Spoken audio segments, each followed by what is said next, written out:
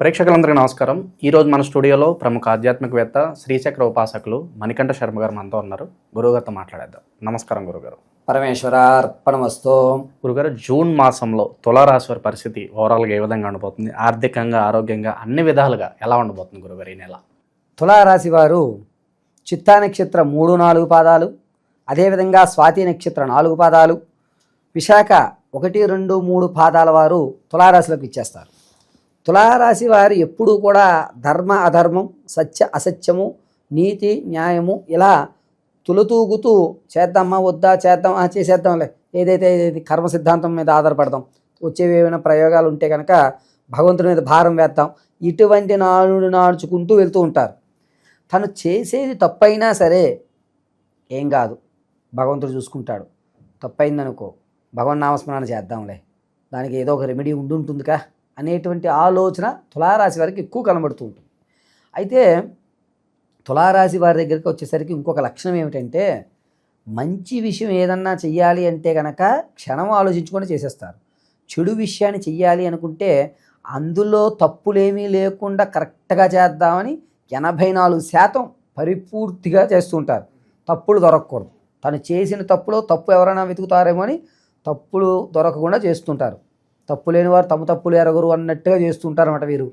అయితే ఇక తులారాశి వారి దగ్గరికి వచ్చేసరికి జూన్ నెలలో కాస్త ఇబ్బందిదాయకమైనటువంటి వ్యవస్థ నడుస్తున్నా పర్వాలేదు, ఇంతకు ముందు కంటే ఈ నెల బాగున్నాం మనం అనేటువంటి ఊరట తనలో తాను సర్ది చెప్పుకుంటాడు.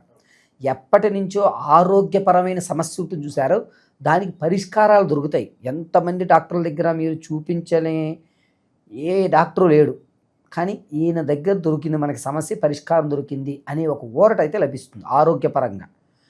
రెండోది, స్త్రీలు, గర్భిణీ స్త్రీలు ఎవరైతే ఉన్నారో వారు ఉమ్మనీరు విషయంలో కొంచెం జాగ్రత్త వహించాలి.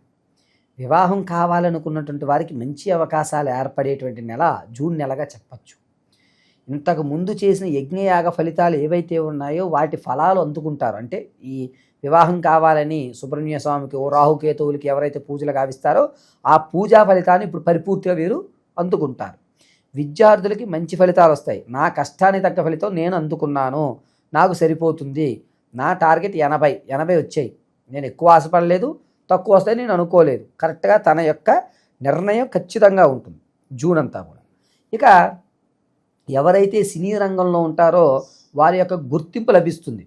ఓకే, మనవాడు కూడా అందరికంటే కొంచెం భిన్నంగా ఆలోచిస్తున్నాడు, వీడిని కూడా మన గ్రూప్లో పెట్టుకొని ఉన్నతమైన గ్రూప్లో ఇతన్ని తీసుకోవడం జరుగుతుంది. సినీ రంగంలో సాంఘికంగా, అదేవిధంగా సాంస్కృతిక కార్యక్రమాల్లో ఎవరైతే పాల్గొంటుంటారో వారికి మంచి గుర్తింపులు, అవార్డులు వచ్చేటువంటి అవకాశం ఏర్పడుతుంది. విదేశం వెళ్దాం అనుకున్న వారు, విదేశాల్లో కాస్త ఇబ్బందులు పడుతున్న వారికి మంచి ఊరట కలుగుతుంది. ఊరట కలగడంతో పాటుగా తమ అనుకున్నటువంటి పరిస్థితుల నుంచి గట్టెక్కుతారు.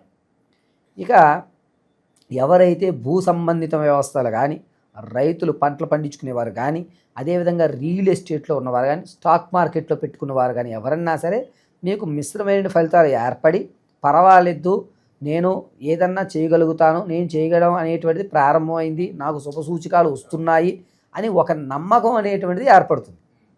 అయితే భార్యాభర్తల మధ్య ఎవరైతే ఇబ్బందులు పడుతున్నారో వారు తమ యొక్క సమస్య ఎప్పటి నుంచో జరుగుతోంది కదా, ఇవాళ కొత్త ఏమిట్లే అని దాన్ని ఎటూ తేల్చరు. అలాగని చెప్పి పరిష్కారానికి ఆలోచించరు, అలాగే వదిలేస్తారు. ఇంకా ఎవరికైతే ఆకస్మిక ధనం కానీ, లేకపోతే తాత ముత్తాతల నుంచి వచ్చేటువంటి ధనం ఏదైతే ఉందో అది లభిస్తుంది. ఇది నీకే లభించేస్తుంది, తను దాన్ని పుచ్చుకుంటాడు, ఆనందదాయకంగా ఉంటాడు. ఎప్పటి నుంచో రావాలనుకున్న ధనం వచ్చింది కాబట్టి ఒక స్థాయి అనేటువంటిది మారుతుంది.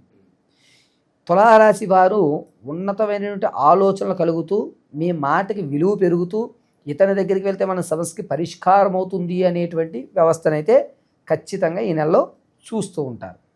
ఎవరైతే నూతనంగా వ్యాపారం ప్రారంభం చేద్దాం అనుకుంటారో వారు జూన్ 8 తర్వాత ప్రారంభం చేయండి, మంచి అవకాశాలు అనేటువంటివి ఏర్పడుతూ ఉంటాయి.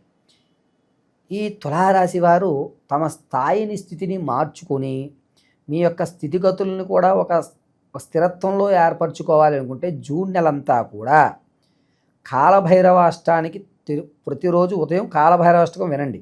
వింటూ తెల్ల జిల్లేడు పువ్వు ఉంటాయి, తెల్ల జిల్లేడు పువ్వులు తీసుకొచ్చి పరమశివుడికి సమర్పించుకుని శ్రీ పశుపతయే నమః అనేటువంటి విషయాన్ని 24 సార్లు చెప్పుకొని స్వామివారికి నమస్కారం చేసుకుని వచ్చేయండి. ఉదయము సాయంత్రము శివాలయ దర్శనం చేసుకుని తెల్ల జిల్లేడులతో అర్చన చేయడం చాలా మంచిది పరమశివునికి. ఇలా చేయడం వల్ల మీ స్థితి అనేటువంటిది నిలబడుతుంది. ఆరోగ్య సమస్యకి పరిష్కారం దొరికింది కదూ, ఆ పరిష్కారం ఖచ్చితంగా ఏర్పడి ఓకే అతను చేసేటువంటి వైద్యం మీ శరీరానికి సహకరిస్తుంది. దానివల్ల ఇరువురు కూడా ఆనందదాయకంగా ఆ సమస్య నుంచి బయటపడేటువంటి అవకాశం ఏర్పడుతుంది. బంగారు ఆభరణాలు కానీ అదేవిధంగా విలువైన వస్తువులు కానీ ఇవన్నీ కూడా మీ దగ్గర సమృద్ధిగా ఉంటాయి. జూన్లో ఖచ్చితంగా బంగారం కొనుగోలు చేసుకునే అవకాశం ఉంటుంది.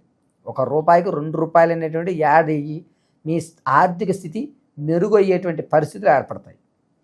ఇక ఏదైతే మీరు ఒక స్థాయిలోకి వచ్చిన తర్వాత మీ చేతితో ఎవరికైనా అప్పు ఇవ్వడం అనేది జరిగితే కనుక ఆ అప్పు తీరేటువంటి అవకాశం కూడా కలుగుతుంది. మీరు అప్పు తెచ్చుకున్నా ఆ అప్పు కొంత తీరేటువంటి అవకాశం ఖచ్చితంగా కలుగుతుంది. కొంతమంది చేతితో అప్పిస్తే మళ్ళీ తిరిగి రాదండి, కానీ వీళ్ళకి వస్తుంది. వీళ్ళు అప్పు ఇవ్వడం వల్ల మళ్ళీ వీళ్ళు తిరిగి వీళ్ళ యొక్క అప్పును వీళ్ళు తీసుకోవడం అనేది జరుగుతుంది, ఇబ్బంది పెట్టరు. కానీ వీళ్ళు అప్పు తెచ్చుకుంటారు. తెచ్చుకున్న వాళ్ళు ఏం చేస్తారంటే 1 లక్ష రూపాయలు అప్పు తెచ్చుకున్నారనుకోండి, ఖచ్చితం 40,000 వరకైనా తీర్చేస్తారు. అమ్మయ్య వాడికి అప్పు ఇవ్వడం వల్ల తీర్చేసాడరా ఈయన నమ్మచ్చు అనేటువంటి ఒక నమ్మకం అయితే ఏర్పడుతుంది. ఇక దూర ప్రయాణాలు ఎవరైతే చేస్తున్నారో వాళ్ళకి ఏదైనా సూచన ఉందా గురుగారు? ఏమన్నా జాగ్రత్తలు లాంటివి ఏమన్నా? దూర ప్రయాణాల వారు ఈశ్వర నమస్కారం గావించుకుని ప్రయాణం చేయడమే మంచిది. ఇబ్బందిదాయకం కలగదు, అలాగని ప్రమాదాలు జరగవు. ఖచ్చితంగా వీరు ఆనందదాయకంగానే ఉంటారు. ఆనందవేలితో కార్యక్రమాలు ఏవైతే ఆనందంగా చేసుకునేటువంటి కార్యక్రమాలు ఉన్నాయో వాటిని పరిపూర్తిగా తన ఉల్లాసవంతంగా కార్యక్రమాలు పూర్తి చేస్తుంటారు. ఎవరైనా మేము వ్యాపారాలు పెట్టాలనుకుంటే ఎలాంటి రంగాలు వీళ్ళు చూస్ చేసుకుంటే చాలా లాభాలు వస్తాయి అంటారు గురుగారు? తులారాశి వారు చిరుధాన్యాలు కానీ లేకపోతే ఆహార సంబంధితమైనటువంటివి కానీ పెట్టుకోవడమే మంచిది. ఈ నెలలో మంచి అవకాశాలు ఏర్పడుతున్నాయి కాబట్టి వ్యాపారాన్ని ప్రారంభం చేసుకోండి. ఇక దైవారాధన విషయంలో చివరిగా ఎలాంటి రెమెడీస్ బాగా అవసరం అంటారు ప్రజెంట్ ఉన్న పరిస్థితులు? తులారాశి వారు జూన్ అంతా కూడా ఈశ్వరారాధనే చాలా శ్రేష్టము. అందలి ఈశ్వరుడి ఉదయ సాయంత్రం వేళ దర్శనం గావించుకుని తెల్ల జిల్లేళ్ళతో అర్చన గావించుకోవడం వల్ల మీ యొక్క పరిస్థితులు స్థితులు స్థిరత్వంగా ఉంటాయి. అంటే మారినవి అలా కొనసాగేటువంటి అవకాశం ఏర్పడుతుంది. మళ్ళీ డౌన్ఫాల్ అవ్వకుండా అవ్వరు, అలా అప్పు కూడా అవ్వదు, అలా సమతుల్యంగా వెళ్తుంది. సో ఓవరాల్గా జూన్ నెలలో తులారాశి వాళ్ళందరికీ కూడా ఏ విధంగా ఉండబోతుంది, ఎలాంటి రెమెడీస్ చేసుకోవాలి, చాలా బాగా వివరించారు గురుగారు. ధన్యవాదాలు. పరమేశ్వర అర్పణమస్తు.